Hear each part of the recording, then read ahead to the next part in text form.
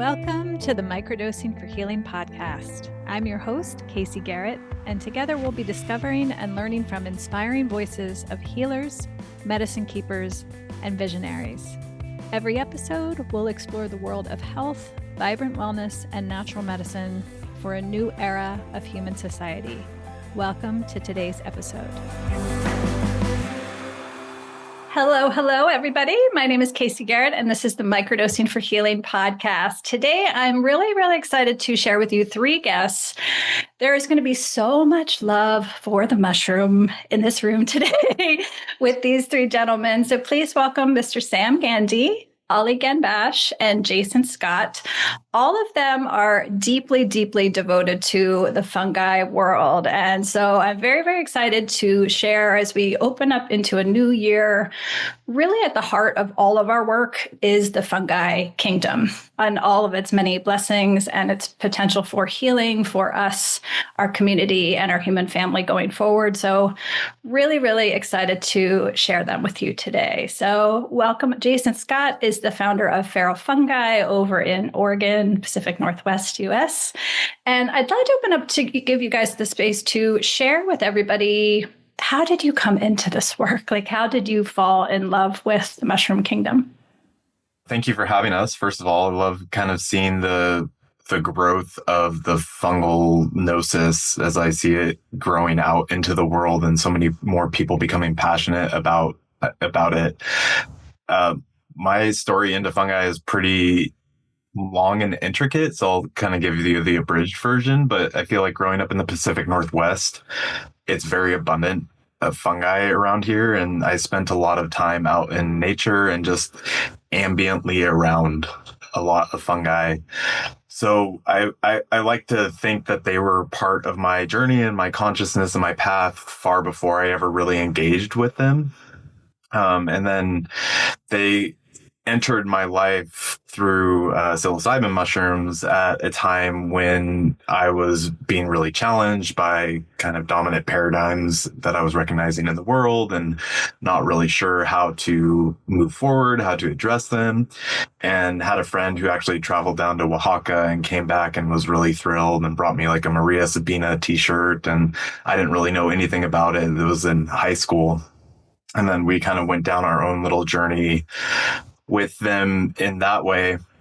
And then following that, I went to the first radical mycology convergence in 2010, I believe it was, up in Tonasket, Washington, just kind of like on the border of Canada, northern Washington. And it was a really grassroots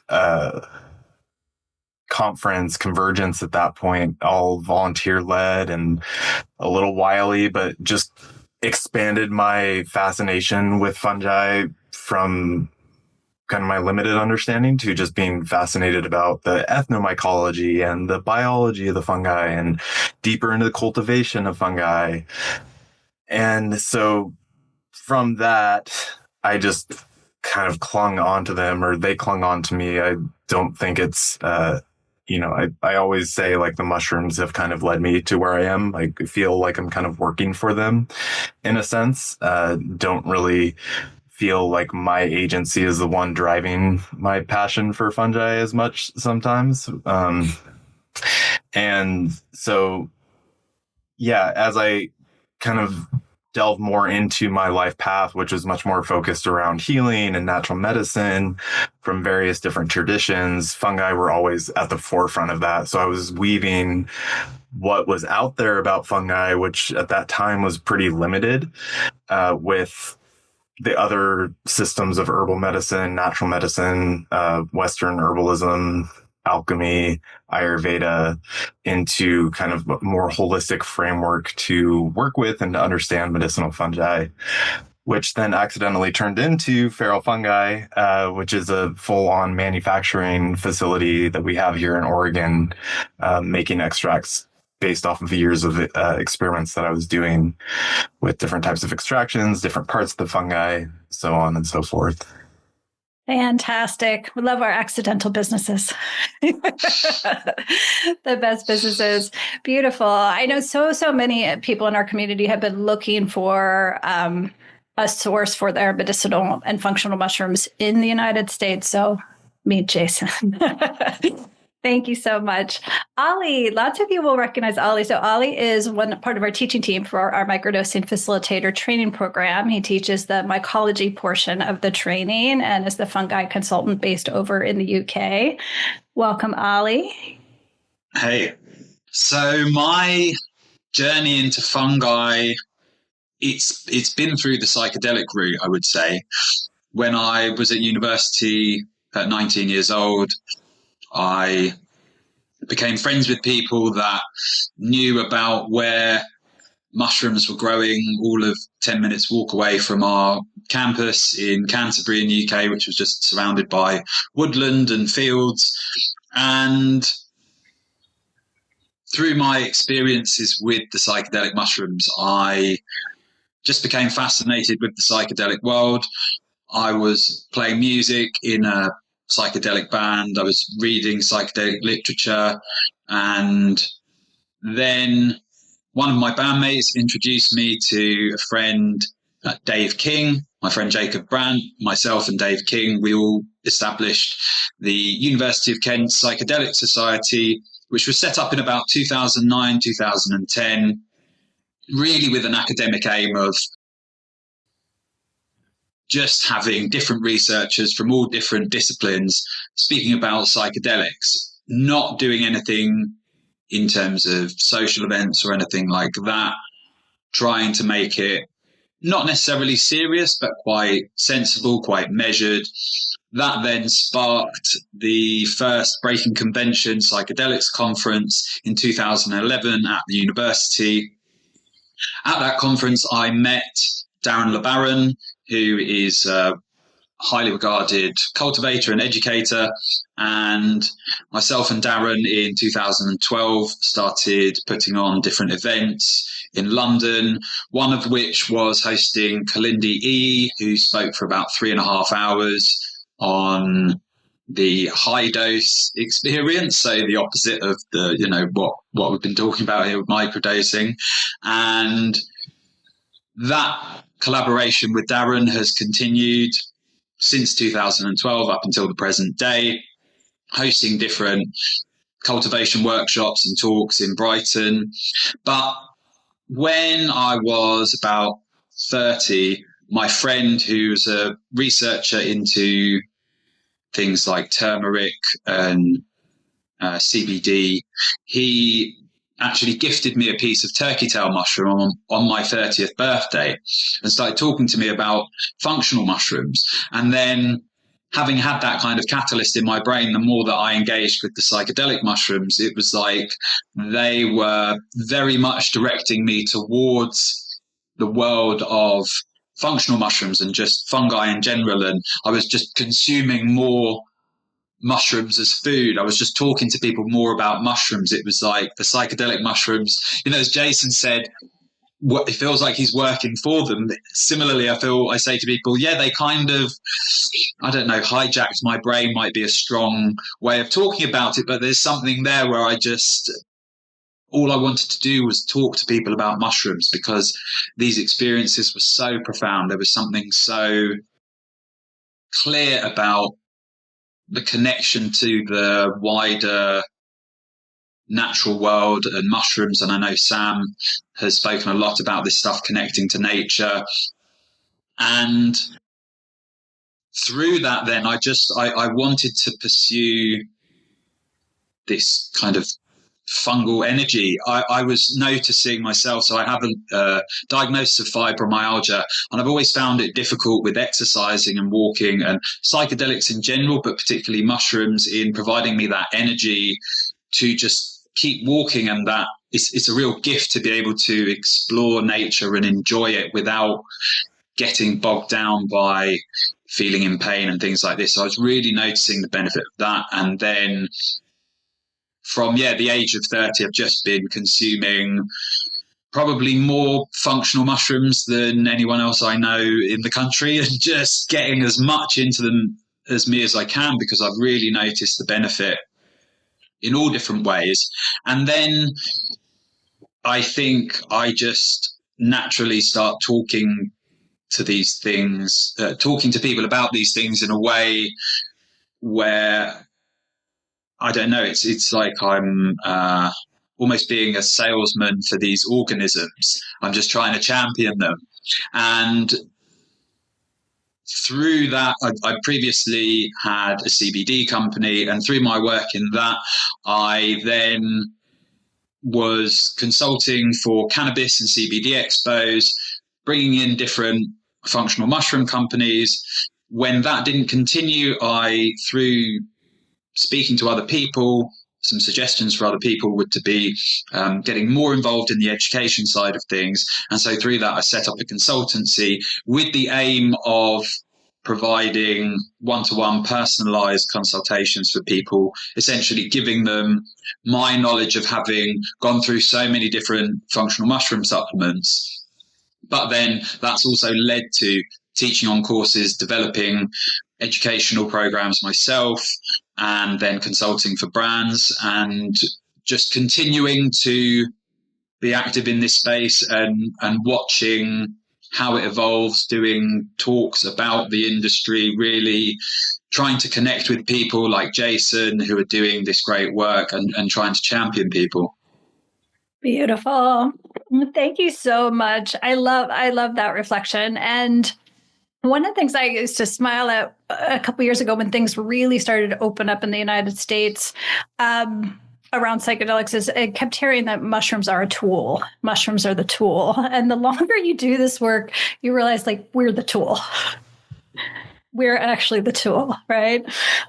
Sam, thank you so much. Sam, when I was reading up on Sam's background, I was like, Sam is a mushroom. He has done so many beautiful collaborations and is cross-pollinated with so many organizations across the space and field. So welcome, Sam. Share with us a little bit about your background. Thank you. Happy to. And yeah, it's interesting. It's good to hear Jason and Oli's sort of journey. There's definitely some parallels with mine. I've always had a strong kind of interest in nature and the outdoors, and that's always been there. You know, before I was really even conscious of the fact I was crawling around, poking around, exploring, and fascinated by the natural world. So a bit like Jason said, yeah, I've definitely encountered and appreciated fungi in a kind of ambient nature setting, but I think psychedelic fungi did play an important role in sort of really kind of lighting a fire kind of under me in terms of, driving things forward and expanding that interest. And it was a kind of lucky quirk of timing where I just started my undergraduate university degree in London. And at that time, it was a heady little window of time where fresh magic mushrooms were legal. So, you know, you could go and purchase tubs of fresh mushrooms of a few different species, on the high street in Camden Town. And I sort of took advantage of that kind of window because I had a feeling I think it wasn't gonna last. It was too good to be true. And that was great. I had a good friend, or I had a few good friends who were sort of co voyagers in those first early experiences, which was good because, you know, there was definitely some harsh lessons learned about the importance of set and setting, for some of those early experiences. And it was good having good people there sort of on hand to kind of look out for each other. But those experiences were really profound and what I would consider life enriching. And I've got one of those kind of minds that when I get interested in something, I get really interested in it and I want to kind of know about it from all different angles. And so that kind of like propelled me to start sort of, I started attending this event, this conference that I'm sure Oli is very well aware of too, Breaking Convention.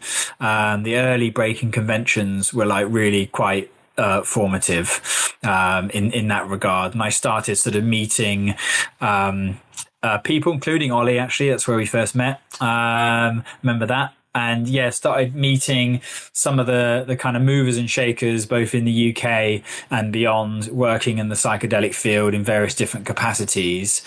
And then I think I was part of a symposium kind of on the more eco psychology and psychedelics.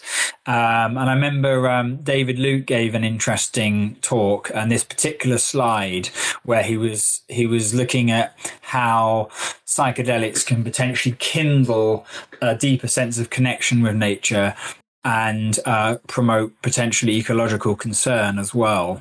And what was interesting about his particular slide was that everybody, 100% of his sample, said they felt more connected to nature following their psychedelic use, which is quite unusual to get such a kind of unanimous sample in psychology. It doesn't happen that often. And this fascinated me because of my interest in nature and then my kind of academic background in ecology. This was really interesting to me because it was like where my two big areas of interest met. And at that time, at least, there'd been very little formal scientific work exploring that intersection of ecology and psychedelics, or psychedelics and nature connection. Dave's was some of the earliest that I'd seen. There was a great book by Simon G. Powell. I can't remember which one it was now, but he really talked about how mushrooms had kindled this sense of biophilia in him. And, you like before, he would have happily kicked over mushrooms, like not really, they were just like kind of a feature in the landscape, but didn't have any particular interest into them. Whereas afterwards, he was like obsessed and fascinated by the fungal world and really appreciated it. So that's one of the earlier things that I remember reading. But that was a bit of a light bulb moment for me. And David reached out to me because he'd seen my academic background in entomology and ecology, and he invited me to submit a paper to the European Journal of Ecopsychology. It was doing a special edition on psychedelics and ecopsychology, and that kind of inspired me to write my first scientific paper, or at least try. And it wasn't very good. It didn't get accepted. But it got me kind of rolling then. And I hope that I've kind of upped my game a bit and refined my sort of writing since then. But I have, David definitely was, had a kind of big role to play, both in sort of giving me that light bulb moment through his own work, and then inviting me to sort of write this paper, even though it was a dud on that instance. That was my on-ramp into the field. I ended up working at the Beckley Foundation in 2019 for 7 months, and around the same time I started, Robin Carhart-Harris, who headed the Imperial group at the time, he sort of knew of my interest in nature and ecology, and he invited me to collaborate on some work with Imperial looking at psilocybin and other psychedelics and nature connectedness. So that kind of lit my sort of fuse in terms of research involvement. And from that, I guess, I developed a sort of a primary interest research-wise in how psychedelics such as the mushroom, but also ayahuasca and other things, but primarily the mushroom, how it can shift people's relationships with the natural world. That's my sort of, I guess, core focus. But from then, there were a few kind of other iterations, I would say. Once I'd had those early formative experiences with mushrooms, and then I moved universities, I ended up in Canterbury, where Oli was as well for a time. And I found someone who'd written a little guide on how to grow fungi, and he happened to live just in Dover. So we started this correspondence because I was like, damned if the government had banned those things. I wanted to know how to grow my own. And that's what I did. And so I became kind of, really interested in cultivation, not only due to it being, a safe, what I would consider a safe, discreet, empowering way of, producing your own fungi. You're not dependent on any outside dealers or anything like that. You know exactly what's gone into it, but also just be connecting to the fungi in that way. You've nurtured that and cultured it from spore. And I think that's quite special, particularly from a nature connected kind of angle, like that relationship, or even, foraging, you're practicing sustainable foraging of fungi from nature as well. That's also important, I think. So yeah, I started teaching and have taught and still do occasionally teach cultivation workshops. And I should say, obviously, Darren is well known in the field, and big respect for Darren and all the work that he does and is doing. But I kind of developed my own method of cultivation. So I teach people how to cultivate liquid culture, so mycelium in liquid form, and sort of I've developed, I guess, my own approach. So it's not just a copy and paste of Darren's, if that makes sense. It's kind of structured differently. As part of my master's and PhD work, I ended up working on termites. And termites are, among other things, fungus farmers. So you may have seen those huge termite mounds, either in nature documentaries or in the field in Africa or Asia. And those tend to be constructed by these large termites, macrotermes, who have this relationship with Termitomyces fungi. And they're completely dependent on each other to survive, and they form this relationship originally formed about 30 million years ago in the Central African rainforests. And that, I guess, gave me a window into how fundamentally entwined fungi are with other forms of life. And then more recently, I've done a bit of work with Danielle Stevenson, who's a world expert in mycoremediation, amazing human. And then also I've been working more recently with the Fleet Field Lab in Devon. And they've been installing turkey tail Hessian sac mycofilters to look at its effect in cleaning up polluted water. And so I've been helping with some report writing from that. And that was, kind of learning more about that sort of area through Danielle has been amazing. Like the capacity of these fungi to break down really nasty, really persistent, stable pollutants in the environment is amazing. And, they can help in other ways. They can help plants pull out lead from the soil, according to Danielle's research. And as having an interest in ecology and ecological restoration, that application of fungi, and as a part of an integrated whole, working with bacteria and also plants in the environment, that's really amazing. And then I guess final, more recent iteration is I'm interested in this. I've managed to acquire a culture of Panellus stypticus, which is a bioluminescent fungus, the bitter oyster. And my new project now is I'm trying to figure out how to dial in its fruiting conditions, because the fruit bodies, the mycelium glows, but the fruit bodies are much brighter when it comes to emitting light. But they require, you kind of need to dial in their humidity and fresh air supply for them to really thrive. And there's been not that much work out there on that. And I want to kind of really look into that and figure out how to fruit them. So I guess I appreciate fungi in quite a few different ways from a fair few different angles. So beautiful. Love it, Sam. Thank you. Jason, one of the things I so love about feral fungi, when we hear about functional medicinal mushrooms, so much of it is through the scientific lens or the performance lens. And you really hold this work through a spiritual lens, through an ancient lineage lens, and work with alchemy factors prominently into your work and how you cultivate. So I'd love to give you the floor to share a little bit about more of that tradition that might be new for some folks. Yeah, absolutely. I'll just preface it with when I started learning about medicinal herbs and medicinal mushrooms, you kind of get into it from this very basic perspective of, willow's good for headaches because it has salicylic acid, or, you get it from this very like mechanistic perspective.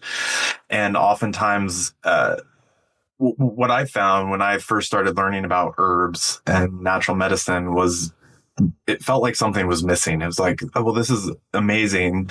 But maybe kind of like to Sam's point too, is like there's these really rich ecological connections between everything in the natural world that's happening, and nothing is really separate from one another. And you can say that about like large macro ecological systems, as well as like looking at individual organisms as well. And so part of that initial training, that there's a line of thought called the doctrine of signatures and correspondences. And the way that I initially learned about it was very simplistic. It was very much like, oh, well, a carrot looks like your eye, so it's good for your eye. Or, cauliflower looks like a brain, so it's good for your brain. And so I thought the kind of like the concept around that was interesting. But again, in all of that, it was really limited. And I had a really powerful plant medicine experience. I think I was searching, for what was my path. And at that time I had been experimenting with a lot of psychedelics. I was, I would say pretty far out in the cosmos, even though I didn't really realize it. And so when I took that plant medicine, my idea was I was going to have all these crazy visions, like, oh, I'm going to see these things based on stories, based on what people had said, and had a very distinct experience with that medicine where it was like, hey, you're already out there. Like, what you need to do is you need to come back to earth. You need to learn about the plants. You need to learn about the mushrooms. You need to be here because this is what's important. And to me, that was, pretty profound of an experience to have such a direct communication with a plant that way. And I came out of that experience and I was at a friend's house in Hawaii, and he handed me two books. One was on Ayurveda and one was called Real Alchemy by Robert Allen Bartlett. And I kind of started delving into those books a little bit, ended up heading back over to the mainland, to Oregon. And there was a class on herbal alchemy. So I took it in Portland, and the person who taught that class went on to say, oh, and I just came back from my teacher, Robert Bartlett, who is the person that I had just gotten that book from. So I look at all these pathways, everybody's like, oh, it's so synchronistic or coincidental, and I always say I don't really believe in coincidence. I always feel like there's some deeper cadence that kind of guides us in our lives in the way that it's meant to. And so, I was pretty nomadic at the point, didn't have a lot of money. I reached out to Robert and his wife, Karen, and said, hey, I'd really love to come learn with you guys. And I ended up building them a fence in trade for my first class with them. And then I spent a number of years actually working with Robert up in Marysville, Washington. But to me, that was the missing piece, because there was a cosmology behind it. There was a creation story, and there was a story about how everything was connected. And so while I approach everything from more of that spiritual perspective, I don't think that they're mutually exclusive. And that's where I really like to look at is like, how do we bridge this kind of modern scientific optic of what's going on, especially with fungi, but with everything, with this traditional gnosis. And for me, alchemy kind of put that container around it initially. And it turned it from like, oh, I just do this thing because that's what somebody else did. Or, somebody said that this herb is good for this thing, to no, now I have a relational understanding to this herb or to this mushroom. And there's this whole philosophical underpinning of not just I'm doing something just to do it, but why am I doing it? Why am I looking at it? And all of that is reflective patterns in nature. Like all of the alchemical traditions, all of the practices going back to the most ancient texts are coming from these observational relationships to the natural world, and then turning that into a practical application. So we think about like distillation as a part of the alchemical process, where you're capturing this macroscopic process. Like when something dies, it gives up the ghost, the spirit leaves the body. And then in the firmament of the macroscopic scale, it goes up and then it comes back down. And then we see that pattern in multiple places in nature. And so what we're doing from that alchemical perspective is we're mimicking those processes on a more of a microscopic scale inside of the lab, which is also reflected in a personal process. But I think a lot of times too, that term alchemy gets obfuscated. I think a lot due to like new age psychology, and Carl Jung probably had a lot to do with this, of turning these very practical and real laboratory applications that are tied to a spiritual practice into merely a psychological phenomenon, which I think really disregards the tradition as well as some of the potential around that. And so the alchemical philosophy is really deep. I don't want to go too far into it here, just because I could talk for hours and hours about the principles and the different components that make everything move together. So I think I'll just touch on it briefly. I mean, if people are more interested, I have other podcasts and you can look into my work and find things, or if you have more specific questions, I'm happy to answer them. But for me, it was a coming back to a more direct correspondence and relationship with the natural world. And I think, it happens in so many areas of our lives where there's effectively like a barrier between us and our direct experience of how to understand something, where somebody wrote about it. So I read what somebody wrote about it, and then I take that in, and that becomes the authoritative information that I have on the subject. Where I feel like through the alchemical lens, through the Ayurvedic lens, through traditional indigenous perspectives, it's all based on your direct experience and your direct relational understanding of the thing. And so I like to bridge those. Like, I take the things that I read the scientific papers, but then I also have my own direct experience with, in this case, the fungi, and how I've related to them, how I've understood them, how I've sat in nature with them and observed them in their natural habitat, how I've observed their cultivation processes. Again, much to Sam's point, is like when you have that relational understanding through cultivation or watching how that organism lives and moves.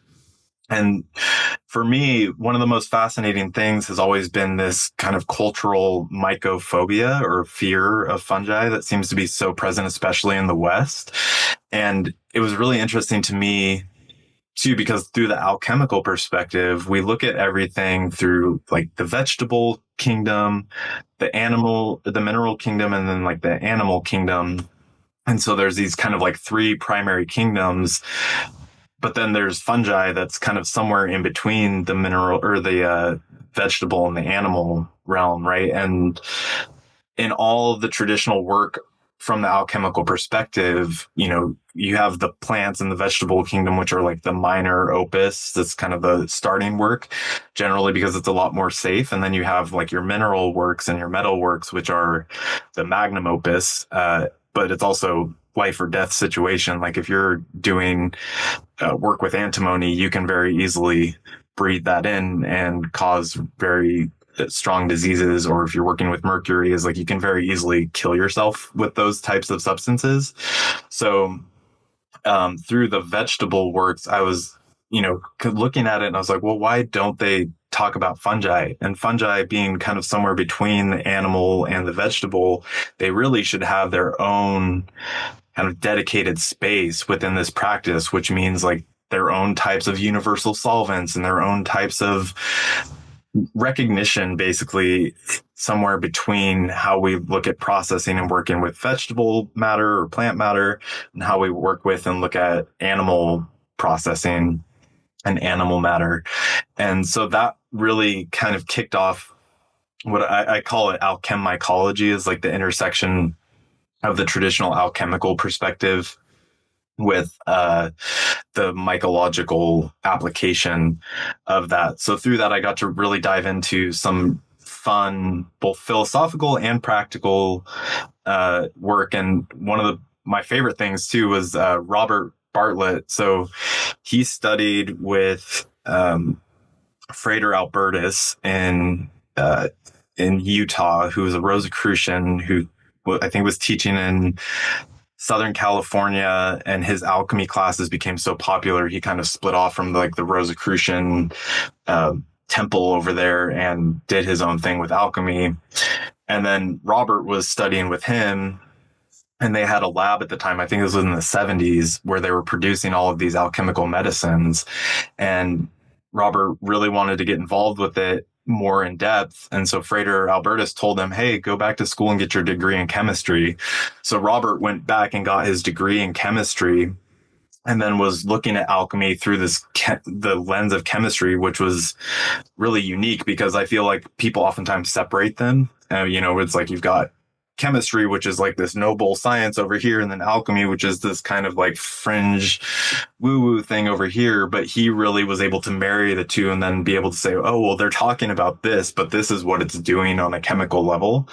And through that, then he was also always working as a chemist and always had access to really expensive HPTLC and HPLC and other high-end analytical equipment. So he's got binders and binders of this just tests that he's done on oil of antimony and oil of gold and some of his like herbal spagyrics and things along those lines. And so I also kind of got to piggyback off that a little bit. And early on, when I was doing my experiments, I'd like throw him samples and he would take them to his lab and run them through. And the libraries of data don't have much in terms of concrete information, but we got to see like, oh, there's like abnormalities here that we don't really understand what they are yet. So it was really fascinating to be able to kind of weave that together. And then that ties in really deeply too. I spent some time in Nepal studying Ayurveda with a traditional Vaidya over there, who's part of he's, I think, 8th generation Ayurvedic practitioner in the Kathmandu Valley. And those systems parallel each other so much that the Western alchemical and then the Ayurvedic system and then other systems of traditional medicine too. So all based in, to me, that observation of the natural world. It's observation, implementation. And that's why too, with alchemy, traditionally it was revered as a hermetic science. And I really view it as a scientific field because it was people were observing, but then they were testing their theories and then they were putting them to action and then they were validating that. But they were doing it not just from the physiological reductionistic perspective, but with a philosophical underpinning, with a spiritual understanding that I feel like made the whole body of work just way more rich. Amazing. Just listening to you talk, I just get this stirring inside. Like it's more of a remembering. Like we used to do this. We used to know all of this as humans. And it's like we're just remembering now. It's such an exciting time. Thank you so much. Oli, one of the things I love in our introducing people to psilocybin practice through microdosing, a lot of times it's their first experience really working intentionally with mushrooms, any mushroom. And one thing I love about psilocybin being first often is unmistakably different than anything they have ever experienced in their life. Any preconception they have that this is going to be like a vitamin or this is going to be like a pill, they quickly are dissuaded from that. And they're like, this is much more of a being. This is a spirit. This is an experience. This is a relationship. And so then once they get familiar with psilocybin and they turn to the functional medicinal mushroom world, they approach it differently. Right. And they're ready to hold all of the different fungi world with this different wider perspective and framing. So I would love for you to share some of, for people new to the functional mushroom world, some of the other mushrooms that everybody should know about that are most popular and perhaps that have been the most meaningful in your life. Yeah, so I think following on from what Jason has been talking about, the way in which we engage with these mushrooms as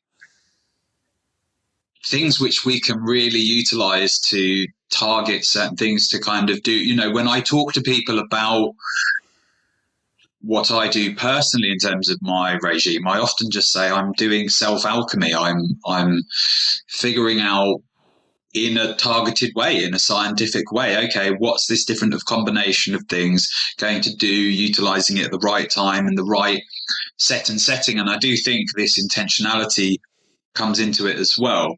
So a really popular mushroom for combining with psilocybin is, of course, lion's mane.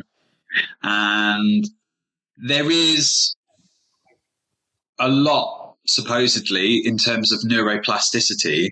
But what I'm finding more is that it seems to be having actions in the gut. And so this combination of psilocybin and the compounds in lion's mane are doing some interesting things to our gut, which is then having an impact on our brain, our cognition, our mood. It's impacting that gut-brain axis. And that's where I think lion's mane is incredibly important and has really interesting effects with quite low doses of psilocybin mushrooms. I think combining really low, I'm talking even 0.05 grams, so less than 0.1 grams of psilocybin mushrooms. If you're then consuming that with a high dose of good quality lion's mane extract, I think it has an incredible synergy there. And then the next one I like to talk about is reishi. Going back to what Jason was talking about in terms of this traditional wisdom, I often like to bring in the traditional Chinese medicine viewpoint, because that's where I get all of my knowledge from. One of the people who I think is kind of leading light in the mushroom world is a person called Martin Powell, who is not that well known in the kind of psychedelic space, but his whole background is in traditional Chinese medicine. That's my Bible, the clinical guide. And I had the pleasure of meeting him a few months ago and being on a panel with him and really just talking to him. And he's got this amazing background in traditional Chinese medicine, but he's also a biochemist. So he's really passionate about reishi, which was the next mushroom I was going to speak about. And in the traditional Chinese medicine setting, it's seen as something which calms the spirit. So it is a really wonderful mushroom for calming you down, helping with relaxation, helping with sleep, inflammation, with brain health as well. So that can really assist with alleviating any anxiety that people might have first time round consuming mushrooms in a microdosing setting, if they're totally brand new to psychedelics, and particularly if they have a busy life, if they can't necessarily take time out of their day, if their job or their lifestyle doesn't necessarily allow for, I'm going to create a microdosing routine that I'm going to be around my kids or my job. If you need to, okay, I want to do this, but maybe later on in the day, once I've done everything that I need to, and then I can really focus on utilizing microdosing in this sense. I think reishi is really good for that evening setting. And then the next mushroom would be cordyceps, which is fantastic for energy, fatigue, breath work, libido, just mood. I find it's brilliant for that. So it really provides this amazing, energizing experience. And that could be great if you want to utilize the microdosing experience for going out for a hike or something like that. It can really help to deliver more oxygenated blood to your muscles. It helps to stimulate the release of a compound called adenosine triphosphate, ATP, which is the powerhouse of our cells. So it's kind of powering the mitochondria in your body, and it's just giving you loads of fuel to keep going. And then the other mushrooms that I talk about, I tend to kind of talk about these big five. So the next two that I talk about is turkey tail and chaga. If you are someone who is looking to support yourself, if you've generally got a weakened immune system, or you find yourself getting sick more often than you'd like, and you're thinking, I'd like to engage in this microdosing protocol, but I need a bit of extra support, then turkey tail and chaga would be great just in general to kind of add to that routine. Fantastic. Sam, Jason, do you want to add in any favorites that you have that haven't been mentioned? I think my experience is definitely less, than Oli and probably Jason as well. But I've definitely I'm a fan of lion's mane, and I kind of like, and that was through cultivating my own actually. And even just growing the mycelium on rice and just sort of, and drying that out and then using that, blending that up and using it in smoothies. Cause I read some research saying that some of the compounds that it produces, the erinacines, the mycelium of the fungus does produce. You don't necessarily need to fruit it to gain some of the goodies, so to speak, because I think the erinacines have been linked to increasing nerve growth factor. So it's one of the kind of like the responsible for changes in neuroplasticity. And that was interesting for me because it was, I kind of went into it skeptical because I tried supplements of lion's mane and not gotten anything from them that I could actually notice. And I know Ollie's got his own views here, is that, you know, like, because it's made out with some of the, you know, on some of the instructions on the thing says, oh, you need to take this for a certain amount of weeks before you start feeling anything. And maybe they're just using really quite low doses and that's their way of sort of like trying to deflect from that. Because I noticed, and, you know, granted, it could be just a placebo effect. I could have just been wanting to feel effects, but yeah, even on the first sort of few times of using my lion's mane kind of rice mycelium ground up in a smoothie, feeling like a really quite welcome feeling of mental alertness and clarity without any like jarringness that you might get off, say, a stimulant, and just a sort of subtle but welcome propensity to want to get things done and not procrastinate. And I have combined it also. I did a little bit of experimenting with the Stamets stack, you know, using a bit of niacin, vitamin B3, which is like, yeah, that's something on its own. And then a little bit of psilocybin as well. And that can be the triad of those three things is, yeah, you want to know your dose of psilocybin because the lion's mane and the niacin together, at least I wasn't sure to what degree what was potentiating what, but there was definitely some potentiation going on there, and you want to be wary of that when you're adding psilocybin fungi on top. So yeah, no, I'm interested in lion's mane, and I think there's good stuff there, and it's interesting what Ollie's saying as well about, you know, there's the potential neuroplastic effects of both psilocybin and lion's mane, but then also the positive effects on the gut and then the implications of that. I think that's really, really interesting. Cordyceps I've dabbled with just very occasionally when friends have had some, or like, and I've not really, that's a fungus I would really like to become acquainted with. I'd be keen to sort of cultivate it too. I have attempted it and looked into it, but not quite managed to fruit it. There's a bit of finesse and nuance required there. And then also reishi now as well, hearing more about that. I'm not really acquainted with reishi, but it sounds like I probably should work on changing that. Beautiful. Jason, how about you? Yeah, I mean, the big three that Ollie mentioned at the beginning actually is one of our main and top selling formulas too. We call it mycoclarity. It's lion's mane, reishi, and cordyceps.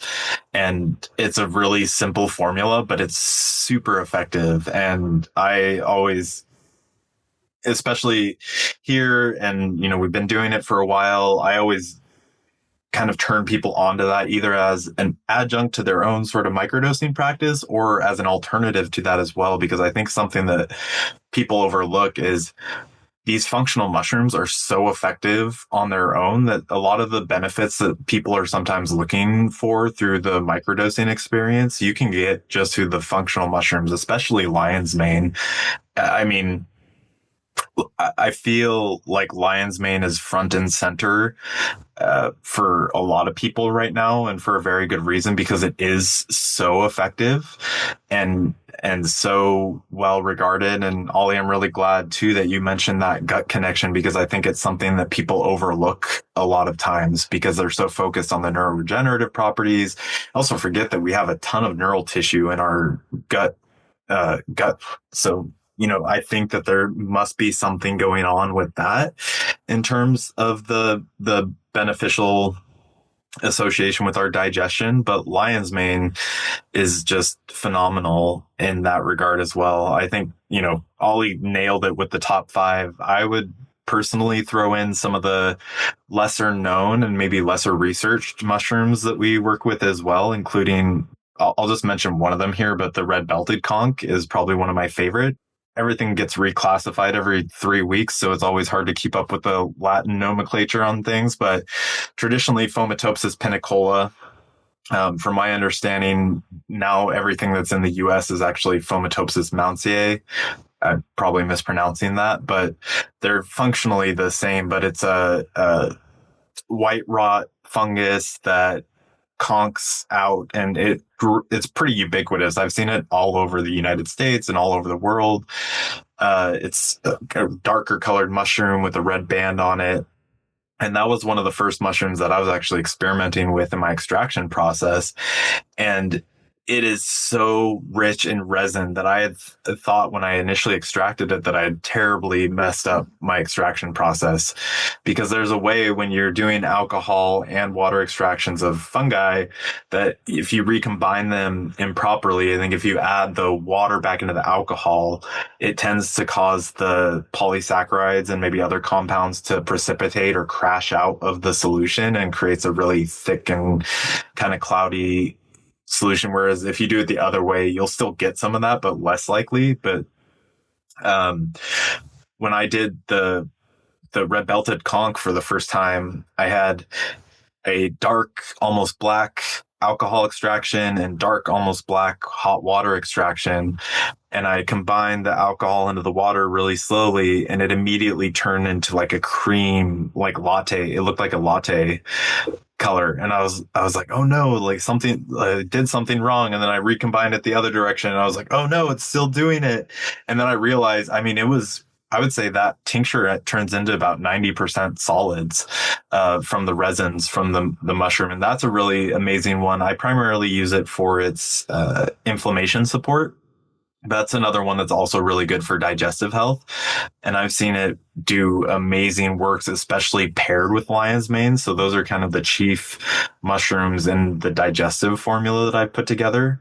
But again, this is part of that relational understanding, is like there was these observations through working with it in the lab and working through like the doctrine of signatures and correspondences on a much deeper level than what I had mentioned earlier, where there was some insights that came that I was like, oh, well, maybe it could be used for this. And then that led to people being like, I need help with this thing.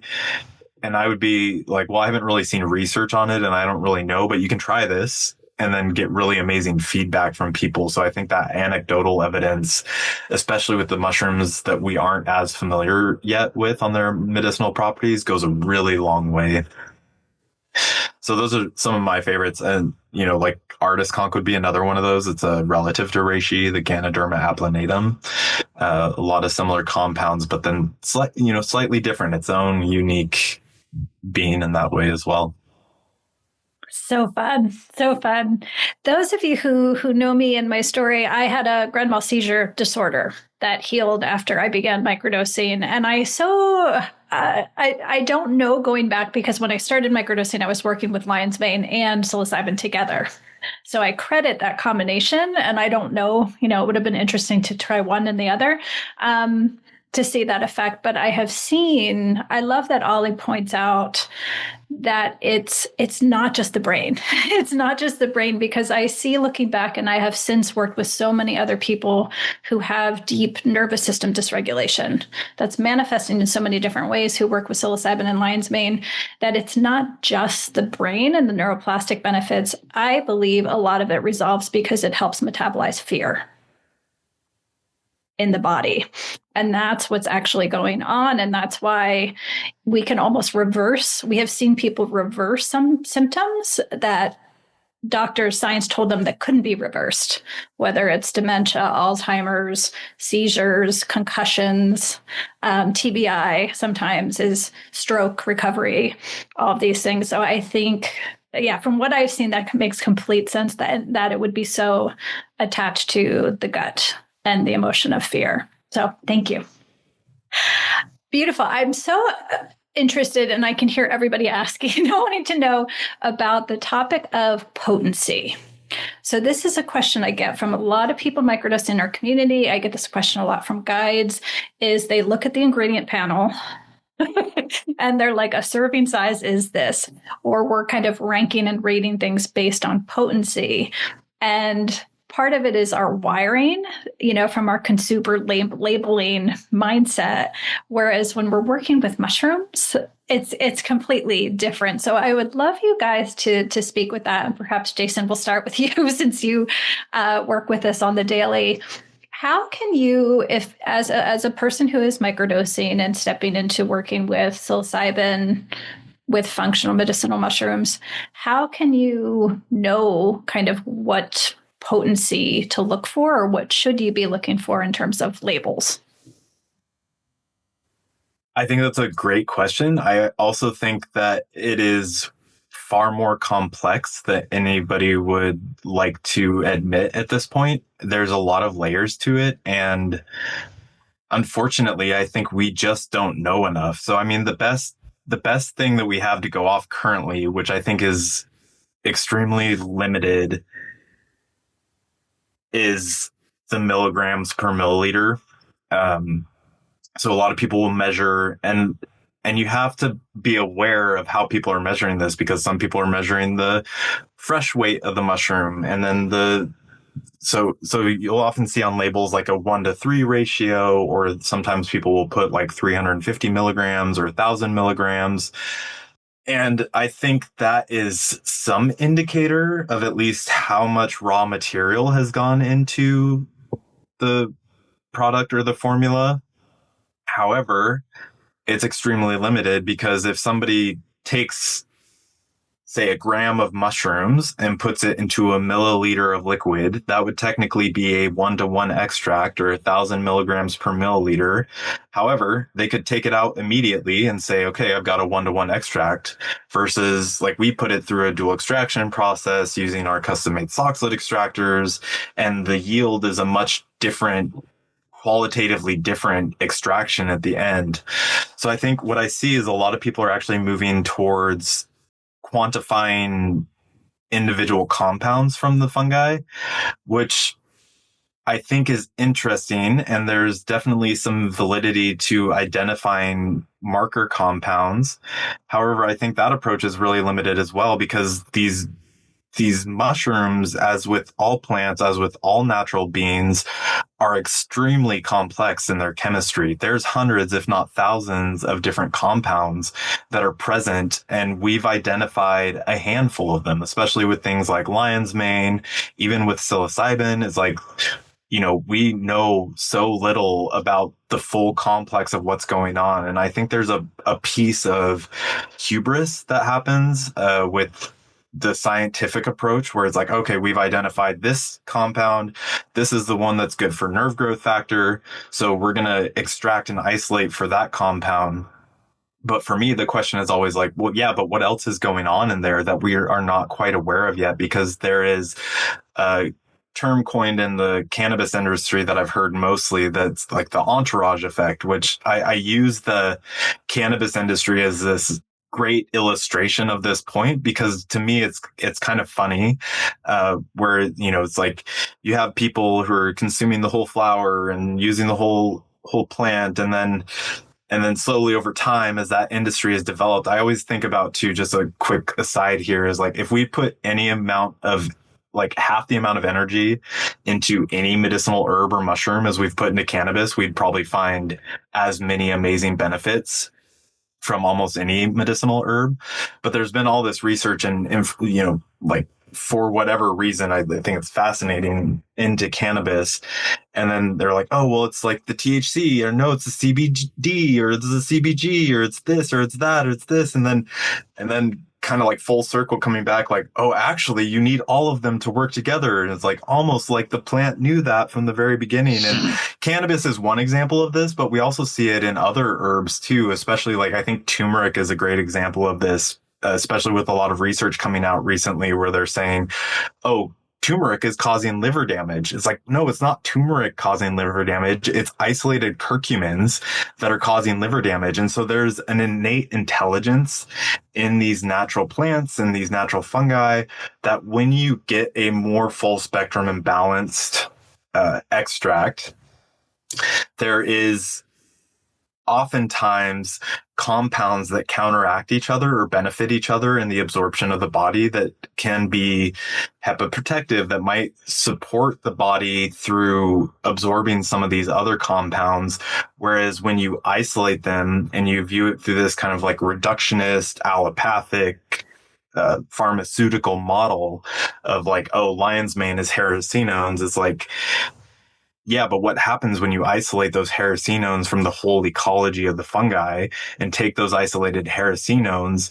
We don't really know what that is. And I've talked to people who have, cordyceps is a great example of this, who have isolated cordycepin, given people isolated cordycepin and had no experience with it. Nothing happens with it. So it's like, are there other things that are acting as a catalyst, that are creating some sort of synergy within the fungi themselves that are leading to greater benefit? So to me, the dosing question is this a bigger wormhole where I think with all of these things, I think it's better to approach it humbly and say, we don't really know on a lot of layers, like what is really an effective dose. And to Ollie's point too, it's like, we're not all cut and paste from the same code genetics. It's like we all have our own internal ecosystems. We all have our own body and our own system, and we're individuals. And the way that one kind of compound or plant or mushroom interacts with one person may not be the same as for somebody else. And so it really is, I have a hard time with this and running a supplement company because my background is in herbal medicine and my approach to herbal medicine is really holistic. It's, well, what are your lifestyle habits like? What are your sleep patterns like? What are your relationships like? What is your diet like? What other herbs are you consuming? And like a holistic, and then people are like, well, which one should I take? And it's like, well, that's a complex question. I mean, I think there are especially mushrooms that can be really beneficial no matter the scenario, especially like lion's mane and reishi.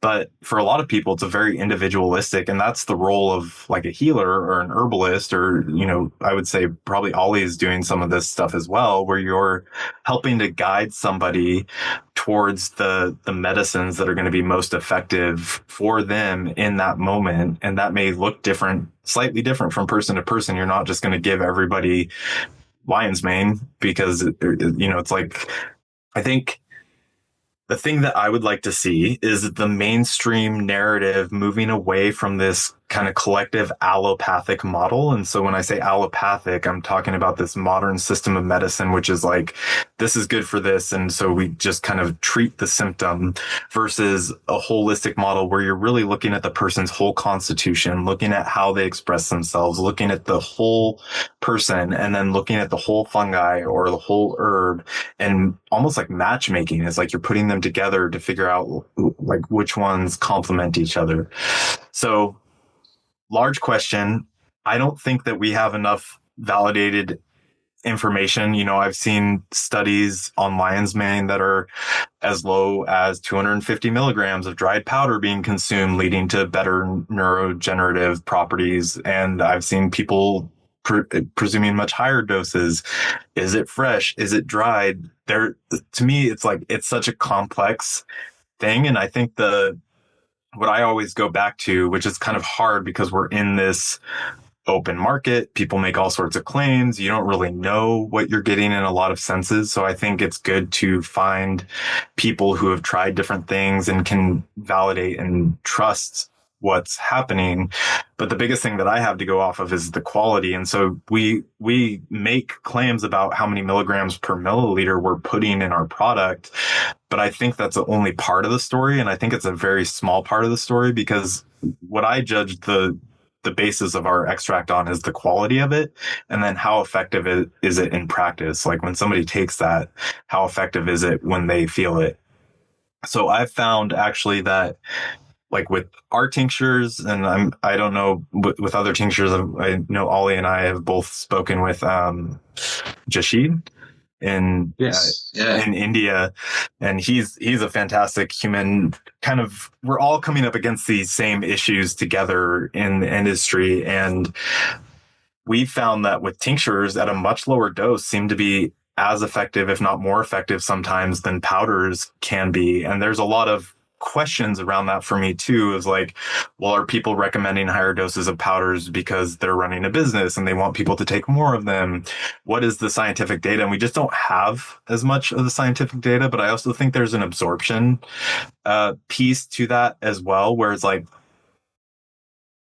if you take a powder that's got a 30% beta glucan content, how much of that is your body effectively metabolizing? You know, because it has to go through traditional metabolic pathways. Whereas like a tincture, sure, you might be getting less of particular compounds in relation to the whole thing, but is your body more effectively metabolizing it? And I don't know, but it's a question that I like to pose because we don't really know yet one way or another what that kind of like post metabolized process looks like yet, or how it's working in the body. So thank you so much.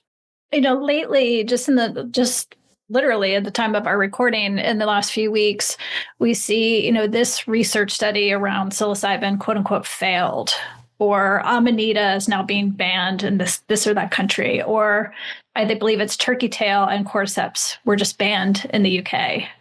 And I think, like, on one hand, people are like, oh no. But then on the other hand, I'm like, maybe this is nature protecting herself, because her world does not belong in these allopathic systems. So perhaps the quote unquote rejection of them is protecting them in some way, so that we're forced to hold them in a more naturalistic fashion. I don't know. I'd like to just make one more comment too, because your point on that as well is like, I saw multiple people recently posting that, psilocybin increases the prevalence of glioblastoma, like brain cancer, in mice. And the only thing that I can find on that is a abstract. They don't determine where the source of the psilocybin is coming from. But my biggest question is, are they using an isolated psilocybin? Is there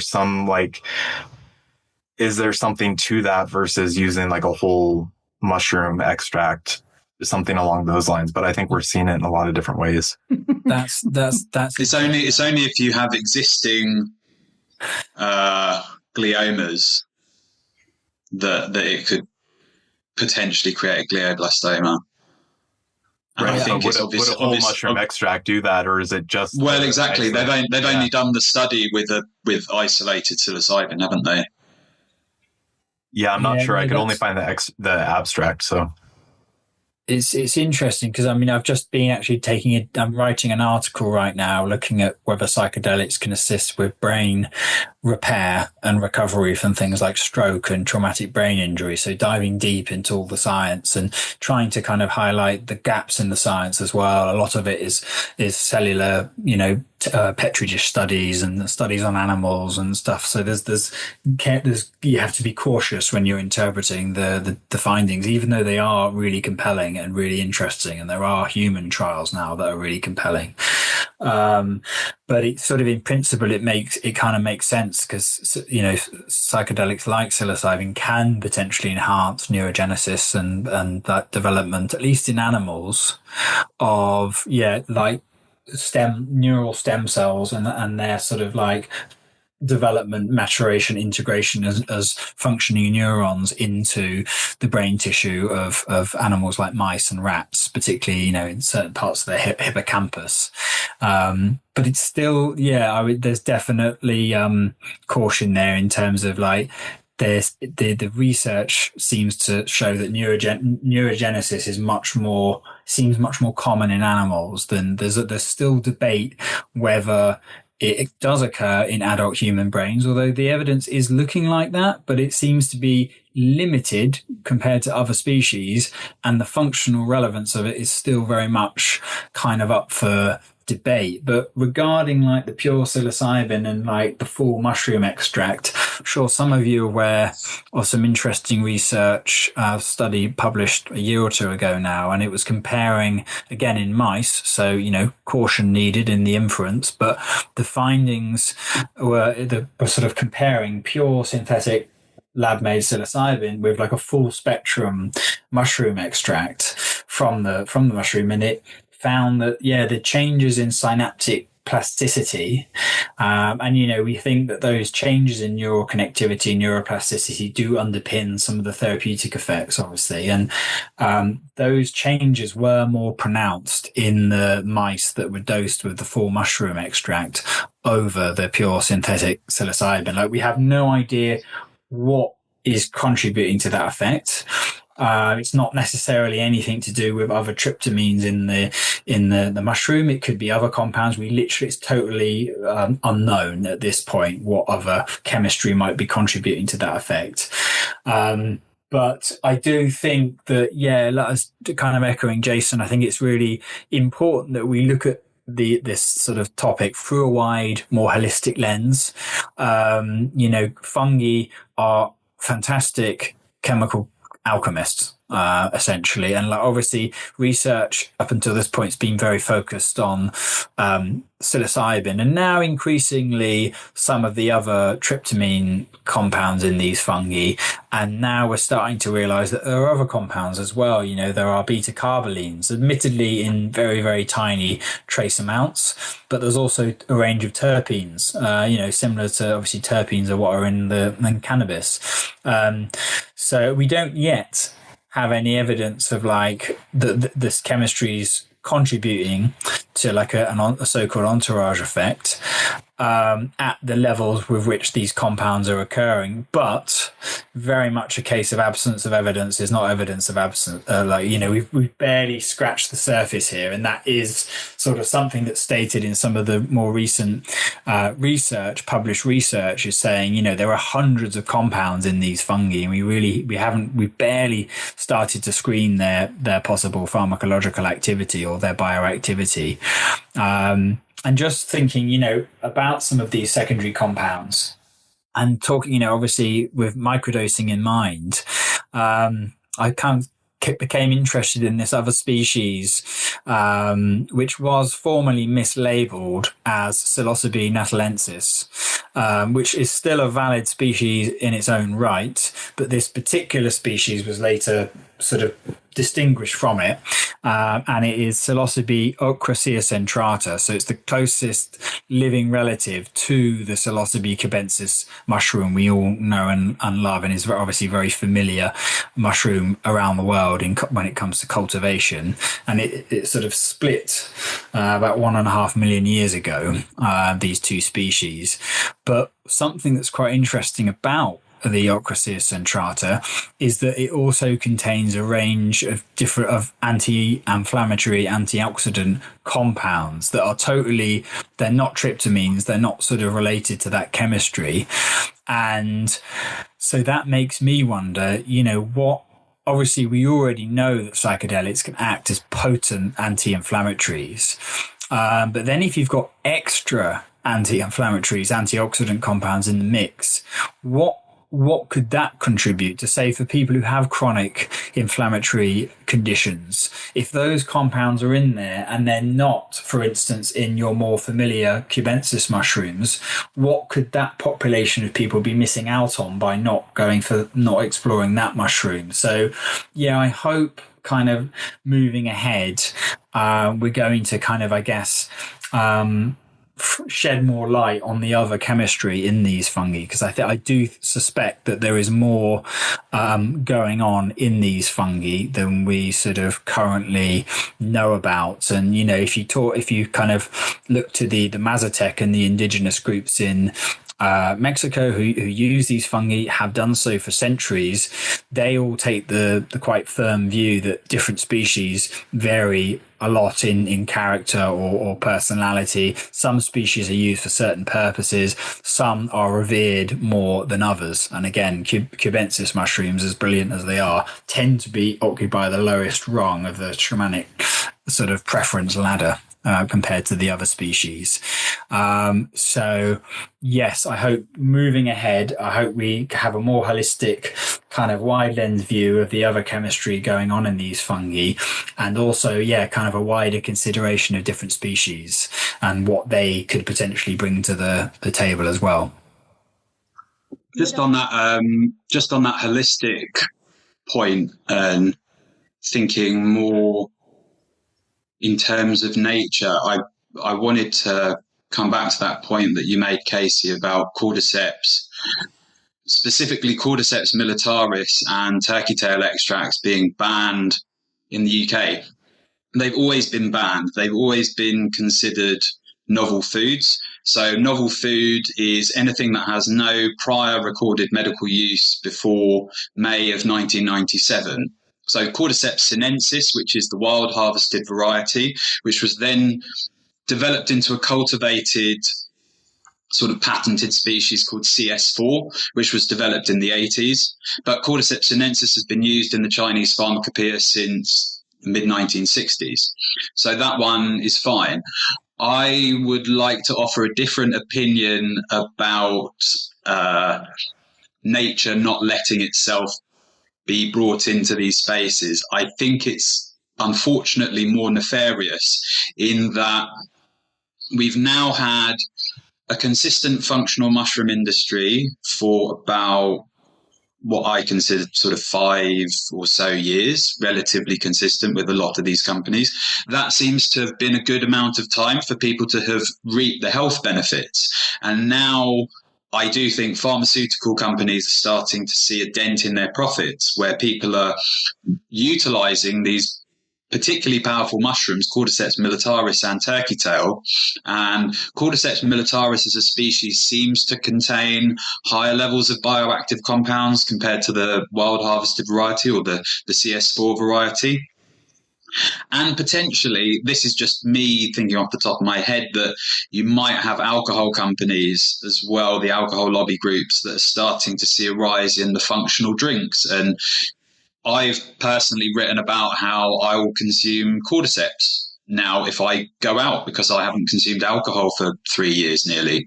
So I think there's a cultural shift in how people are utilizing psilocybin mushrooms, functional mushrooms, as an exit from these systems that don't really serve us. And people are starting to realize where fungi offer that. It doesn't necessarily have to be alternative. It is often complementary, but it can be a kind of exit route. And I think now what we're seeing is a clampdown. For some reason, why, I don't know, there's been a clampdown in the UK. These laws are starting to be enforced, and people are having to get rid of products that are really helping people. And it's a shame. I would agree with all of that. I mean, I think it's the same suppression and censorship that a lot of us in this field are experiencing too. You know, as we speak, I'm heavily, heavily suppressed on most of the social media platforms for very similar reasons. So, yeah, I think I appreciate that. And I think we need to take and use a critical eye whenever these negative research studies come out, or these fear trope stories come out, where we need to follow the money and who is the source of these abstracts that go nowhere, right? Based on no evidence, to bring a critical eye to it, and who benefits by us not having access. Yeah. Thank you, Oli. Appreciate that. In closing, I would love for each of you to open the floor to each of you to share. You know, Sam, let's start with you.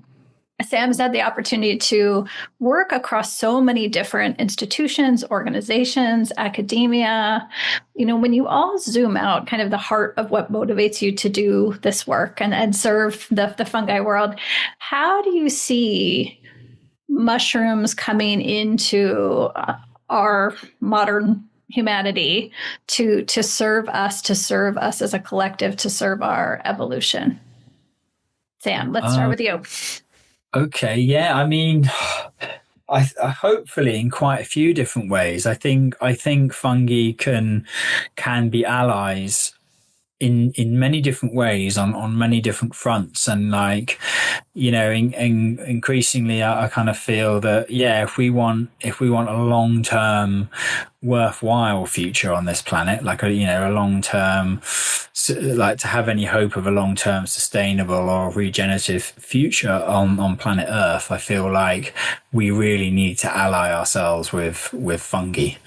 And I'm just aware, for instance, some of the work happening now on mycelium-based building materials, and how strong, and also insulating and also biodegradable, these fungal materials are. The fact that you can have you can have your substrate and it can be molded to any shape or that you want, and then you can inject that with liquid mycelium and it will conform to that shape and size. And so there's some interesting work happening there.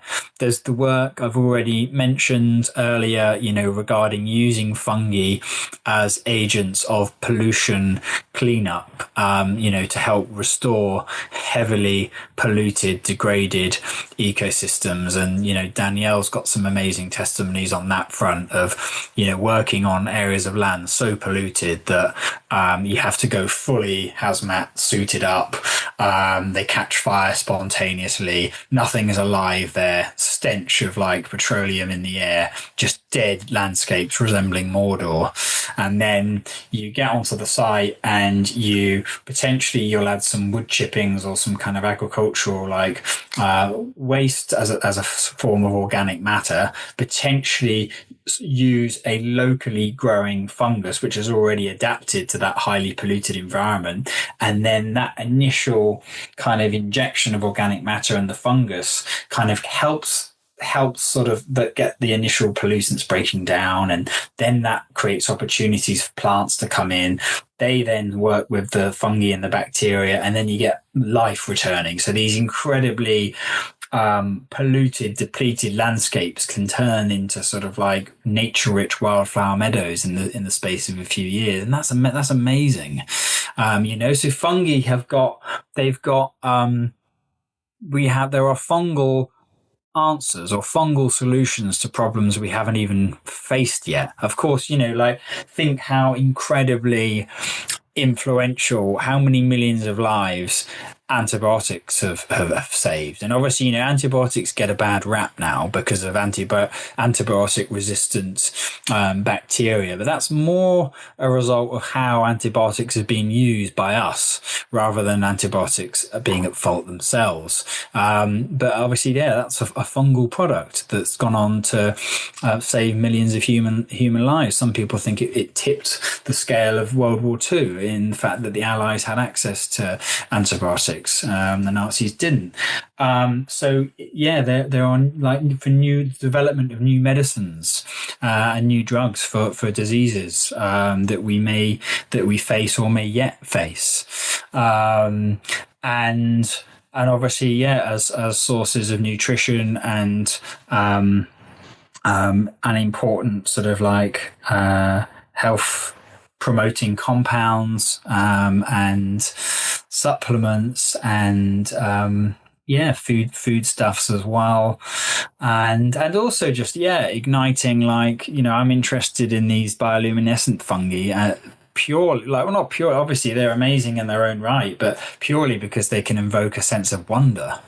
And that's a really nourishing, important thing as well. I think fungi can or should and hopefully will assist us in many different ways moving forward. And I feel like although Jason's right, we do live in a really kind of mycophobic culture, broadly speaking, in the West. But I do think that's also starting to change. And people are waking up to just how amazing the fungal world is. And that is promising and a source of hope. And I guess let's hope it's not too little too late. But I'm interested to see how the mycelial kind of wave unfurls moving forward. Beautiful. Oli, how about you? I'm going to be quite specific, and I think it's our gut bacteria. All of my research and teaching, even looking at psychedelics, I think the new frontier of health is the gut. I think everything comes down to what's happening there, and the modulatory aspect of both the psychedelic fungi and the functional fungi. It's actually tackling what needs to happen in our bodies at its core. I myself have gone through and still going through kind of relationship with weight and food and all this stuff. And I'm realizing so much is down to the presence of these ultra processed, I won't even call them foods, ultra processed junk, forever chemicals that find their way into our gut and mess up our gut bacteria. And I think mushrooms, in remediating the earth, they actually start by remediating the environment of our gut, which is the starting point for all our health and our brains, and can actually allow us to communicate with each other better. In communicating with ourselves and our whole system, in knowing our system better, we can then communicate with others better. We can collaborate more easily. We can get into situations where we're finding that it's win-win, where we don't have to have these crazy profit-driven models where someone wins and someone loses, where we can develop new systems of engaging with the world. But it starts with this gut-brain axis. It starts with tackling that. The whole mental health crisis, I think, can be grappled in this very specific way when I'm looking at things like, I don't know, the rise in autism or ADHD, or these chronic low-grade inflammation diseases that people are experiencing. So much is coming down to the gut. And I think that action there in helping our system as a whole, that neuro-gut immune axis, is where everything is happening. Beautifully said. Jason, how about you?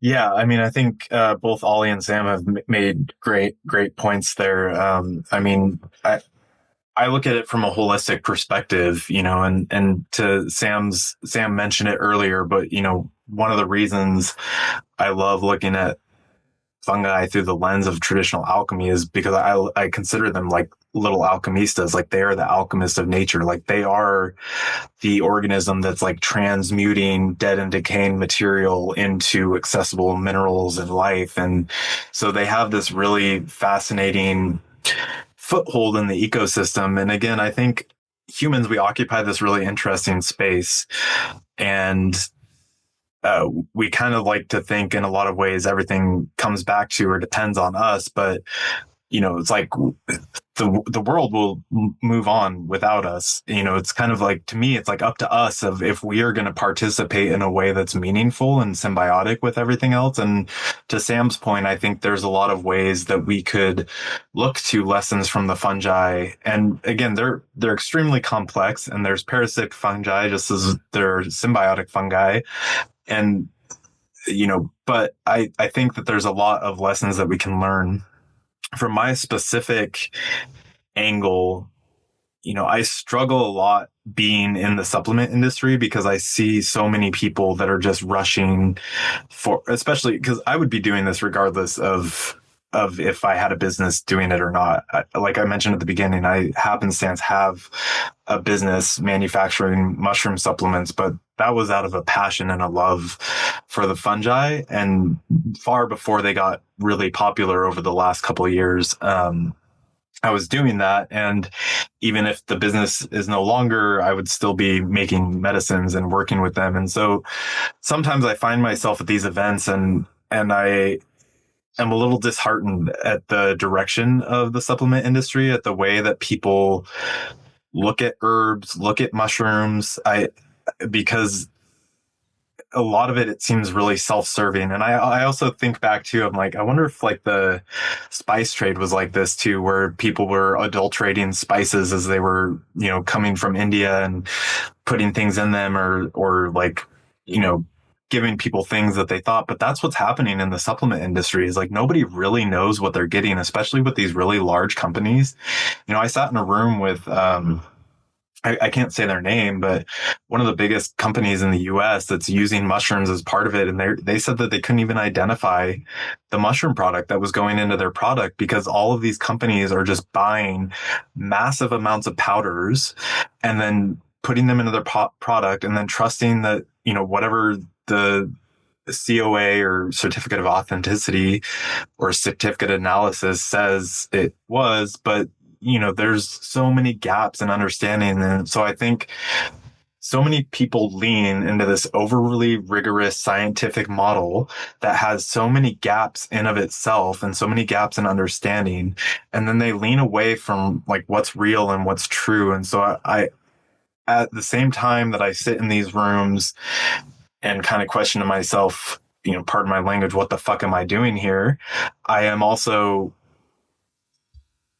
seeing it as I'm here for a reason, and it's to speak on behalf of these mushrooms, and it's to speak on behalf of the herbs. And I don't know how far that's going to go or how much of a meaningful difference it's going to make, but I feel like we have to advocate for them. It's like I see everything moving so quickly in this certain direction. And, to your point and to Oli's point earlier about these kind of nefarious intentions, I think on the other side of it, I think there's also a lot, especially in the psychedelic industry, of really well-intentioned people that are maybe also acting in ignorance and kind of disregarding the spirit of the mushroom as well, or the spirit of the herbs that they're working with.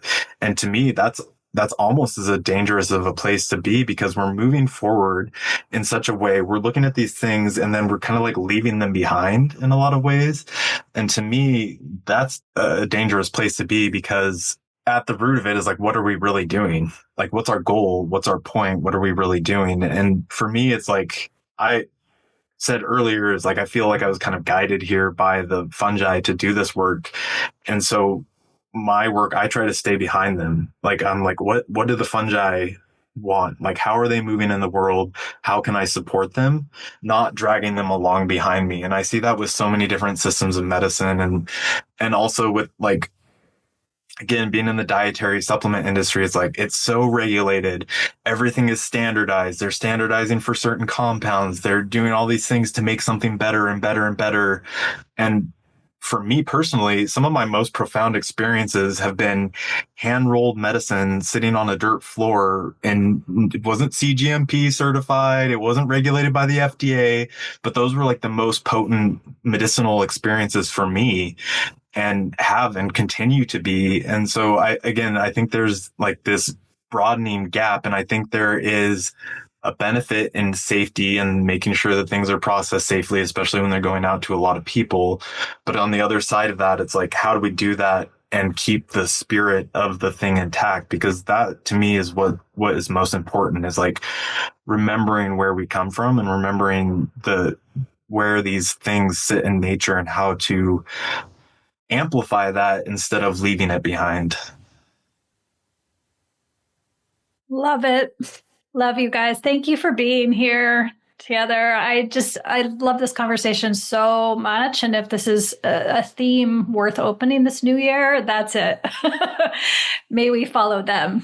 Yeah, absolutely. Thank you all so much. In closing, I would love to just open up. We'll put all your links and all the good bios and so forth in the show notes. But if you just want to share for listeners that might be just listening, where to find you and follow your work. Sam, let's start with you.